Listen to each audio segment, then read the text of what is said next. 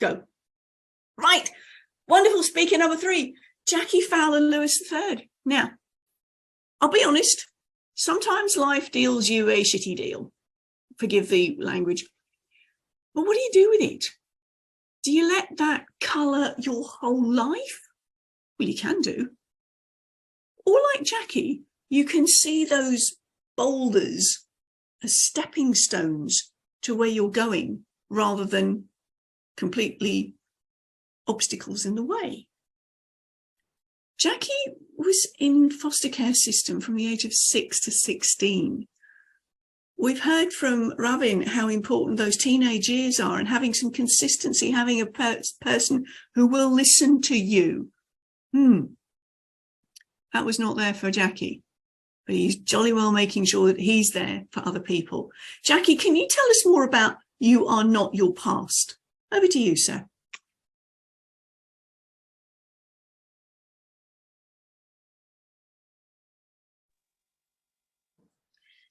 Absolutely. Thank you. So, everybody, the year is 1993. There's a little boy in a room crying because he's lonely and he misses his mother. In the room across from him, a loud, frustrated, and angry voice says, "Nobody wants you. That's why you're here." If you were reading that story in a book, how many of you would think that that story has a happy ending? I know for me that I would not be too optimistic about that book. But that story is mine, and I am that boy. And if there's nothing that you take from these 10 minutes, I want you to know that you are not your past. So before everything started, my life began with 2 people, my biological mother and my biological father. My biological mother, she was addicted to drugs. I came to find out later on that my biological father was a pedophile, a match made in every other place but heaven. So what comes out of that coupling? I do. And with that, I have decided that I am not my past. I don't let any event, I don't let any person define who I am and what I become. Luckily enough, I was blessed to be sent to a place called SOS Children's Village in South Florida. They are around the world, but luckily enough, I was sent to the one in South Florida. There, I met my adoptive parents. There, I learned the concept of family put into practice. There, I've built lifelong friendships. It's an organization that has allowed me to do great things. So as a foster child, you tend to feel left out because everybody else can believe in Santa Claus. I knew he wasn't real because I saw the donors bring the gifts. You know, I knew that Easter Bunny wasn't real because I saw the donors paint the eggs in the community center. So, but with all that being said,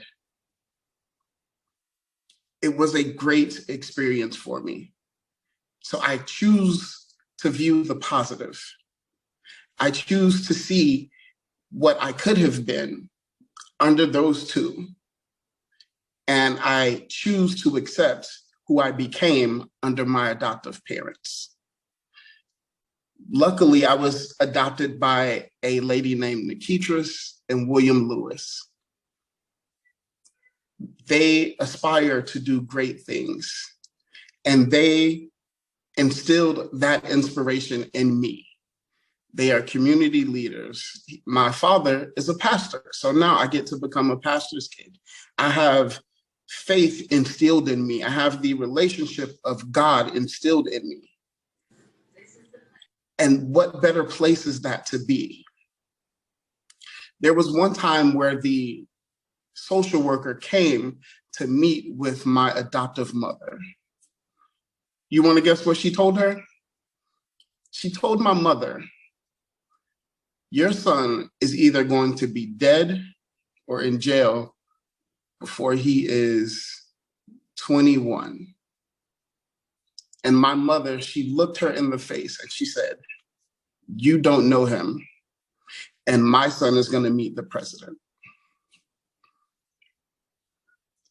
The part that's heartbreaking is that this person was supposed to care for me. She was supposed to have my best interests at heart.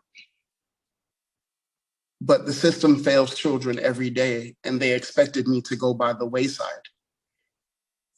But yet I continue to choose, and I continue to understand that I am not my past. Fast forward, I am now 34. I have 3 kids. I have a beautiful wife. I am living my dream. Literally and figuratively, I am living my dream. There is no place that I would rather be, because I understood that I am not my past. I've been able to publish 4 books. I've written a book, I dedicated a beautiful book of poems to my beautiful wife. I've written a book on how to maintain and cultivate a healthy marriage. I've written a book on, it's a workbook on how to create a life that you want. And my last and favorite book is a book dedicated to young men, and it provides them with instructions on how to become a man. It's called The Unexplained Reality of Manhood. With that book, it's a compilation. Too many times I've heard older people tell me, man, I wish I knew then what I knew now. And far too often, they never tell you what they know now. So what I did, I decided to take what I know now, put it in a book, and give it out to someone that can help. And I even intentionally priced it at a lower price. So I want my knowledge to be accessible. I want to help people. I've even gone to create a mentoring program. It's called the Royal Nature Mentoring. Royal Nature Mentoring. In that program, we help create lesson plans, life skills, and we create a community for young men and even into their adulthood. We have created a community so that they feel safe and they can have a place where they feel welcomed and wanted. And we can continuously instill in them that you are not your past. So if you would like to learn more about me, follow me on social media. I would love to work with you and your organization. I'm currently booking for the 2023. You can learn that not only did I make it through the system, but I can show you what I did to become a 4-time author and what I did to launch a global network and program that is impacting young men and boys across the globe. I would love to share tips and strategies on how your organization can be more impactful and how we can impact your community.